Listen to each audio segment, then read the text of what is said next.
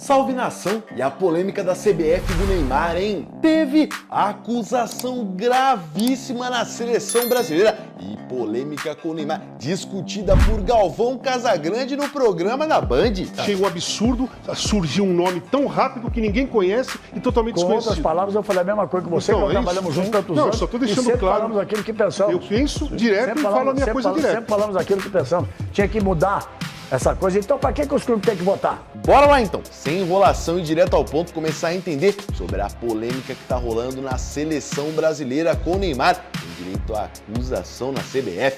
Se liga aí, ó. Vejam o que Ronaldo Fenômeno disse ontem. Primeiramente, a sua opinião sobre o que está acontecendo neste momento, esta reviravolta na Confederação Brasileira de Futebol. Mas isso não é novidade para ninguém. O que está acontecendo agora já aconteceu outras vezes. A gente vive um momento terrível, mas o mais impressionante é que a gente não vê uma luz no fim do túnel, né? Enquanto o estatuto da CBF for esse que é agora, que o poder fica na mão dos 27 presidentes de federações, essa palhaçada vai continuar. Não tem absolutamente nenhuma chance de reforma no futebol brasileiro. Diria que muda a página, mas o livro é o mesmo, né? Tudo farinha do mesmo saco e é uma pena porque o futebol brasileiro ele tem um potencial tão grande, né? Com talento, jogadores.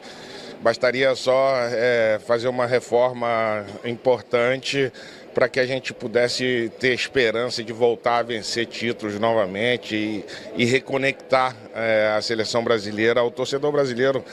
Mas isso não vai mudar, vai maquiar um pouco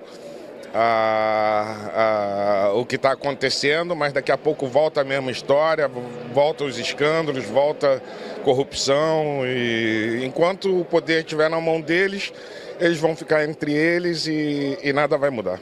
Existe alguma possibilidade, porque você queria ser candidato à presidência, existe alguma possibilidade com isso que está acontecendo neste momento de a carta Ronaldo voltar ao jogo? Não existe nenhuma possibilidade porque eles não querem e eles não deixam, eles não querem uma gestão profissional, eles não querem revolucionar o futebol, eles querem ficar entre eles. Eu acho que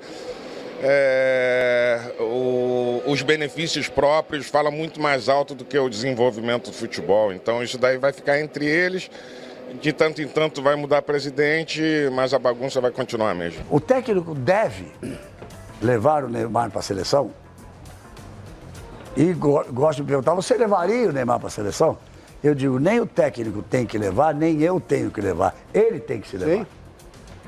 Voltando, jogando o futebol que ele joga, voltando, jogando o futebol que ele sabe jogar, qualquer técnico vai levar. Claro. Pronto. Então é parte dele ter que voltar. Ele que tem que se levar de volta para a seleção. Só uma coisa, eu concordo plenamente com quem acha que tem que voltar para a seleção, porque é um jogador diferenciado, ele é mesmo diferenciado, mas, gente, quantos anos faz que ele não é um jogador diferenciado?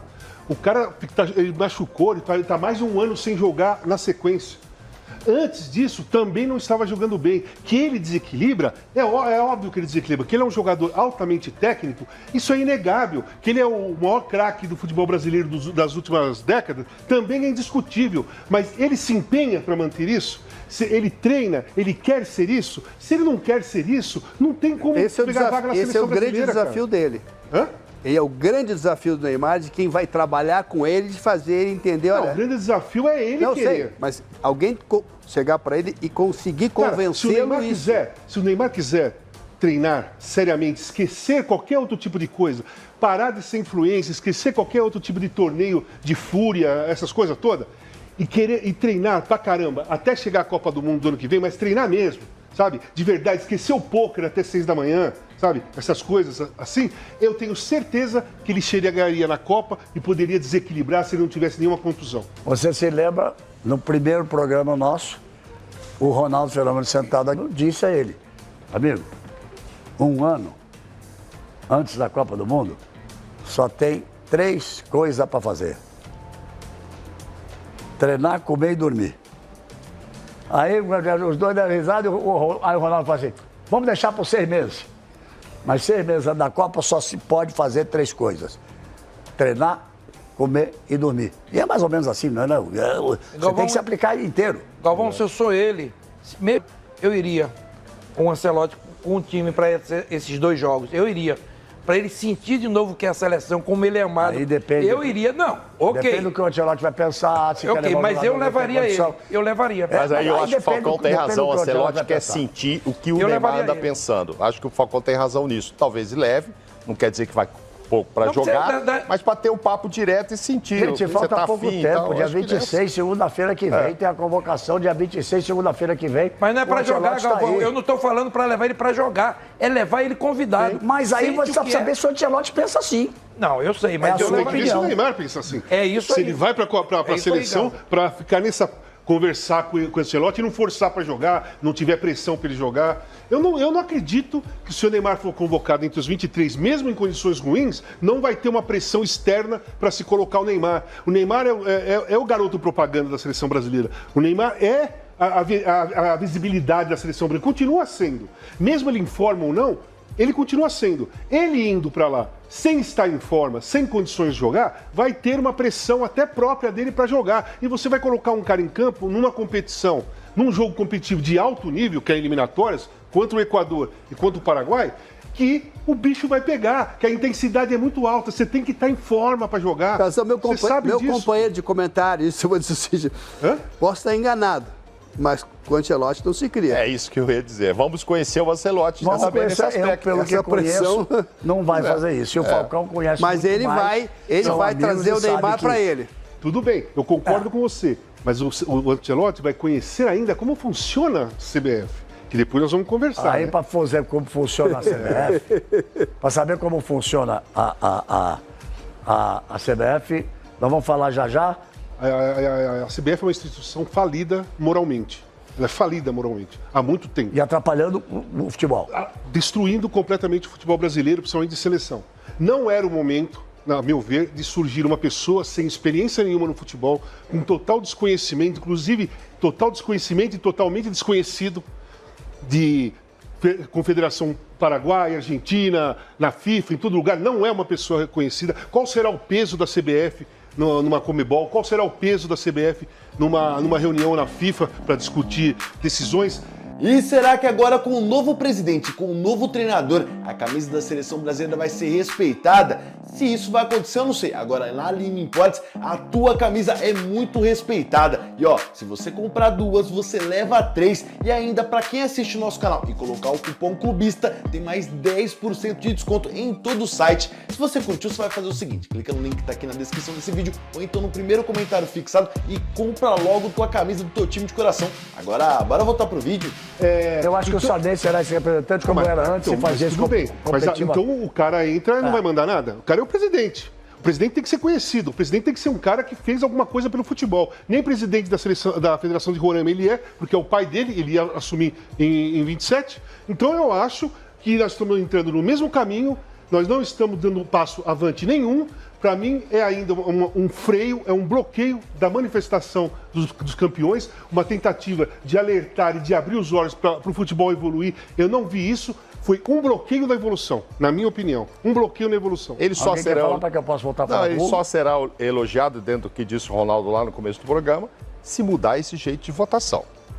Né? Senão não tem jeito, as federações estão sempre unidas. É o que o Ronaldo falou, né? Sim. Então, se as federações se juntam, velho, os clubes não valem nada. Só que aí vem uma resposta... Mas deixa eu falar uma coisa que o Dunga me contou nessa conversa que nós tivemos no fim de semana.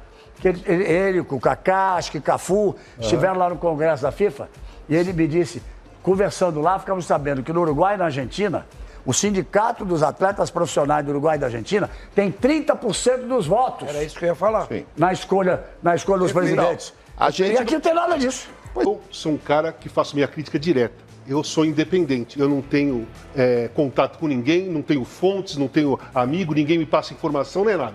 Tudo que eu falo vem da minha cabeça, da minha opinião. Então eu não bati antecipado, eu dei a minha opinião sobre a entrada do Samir da CBF. Eu achei um absurdo surgir um nome tão rápido que ninguém conhece e totalmente desconhecido. Com outras palavras, eu falei a mesma coisa que você, Então, que nós trabalhamos juntos tantos não, anos. só estou deixando sempre claro. falamos aquilo que pensamos. Eu penso direto e falo a minha coisa direto. Sempre falamos aquilo que pensamos. Tinha que mudar essa coisa. Então, para que os clubes têm que votar?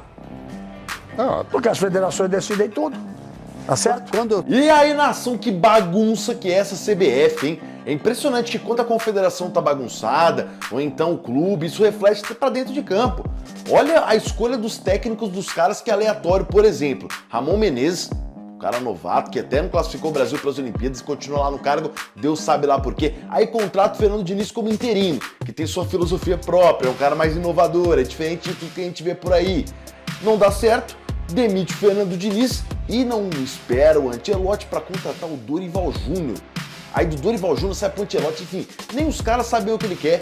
Então fica complicado também exigir do Brasil dentro de campo. Lógico que a gente tem que exigir personalidade, responsabilidade dos jogadores, tem que exigir que os caras batam no peito e assumam. Até acho legal, como disse aí no programa do Galvão, de repente o Casemiro voltar, Richarlison voltar, porque esses caras que estão aí, parece que os caras sentem muito jogar com a camisa de seleção brasileira, né? Impressionante. Então eu acho legal esses caras voltarem, porque, o Casemiro, apesar de não estar mais no seu auge, o Richarlison também não estar mais no seu auge, se for pra fazer aquela palhaçada na Argentina, deixa os caras. Chama o Hulk de volta. Se for pra fazer essa babaquice que fizeram aí, né? É melhor que os caras voltem mesmo. E o Neymar? O Neymar tá muito polêmico a situação dele. Eu acho que ele não volta mais, não consegue jogar mais em alto nível. Pode até voltar a jogar no Santos, ter algumas partidas regulares, mas em alto nível eu acho muito difícil. Muito em função de como o Neymar leva a sua vida fora de campo. Mas eu quero saber agora qual a tua opinião, hein? Deixa os comentários aqui embaixo desse vídeo, mas antes de você opinar, inscreva-se no nosso canal, por favor, dê a tua inscrição aqui pro Nação Clubista. Muita gente passa por aqui, mas esquece da inscrição. E bora encher de like esse vídeo também. Valeu, até a próxima!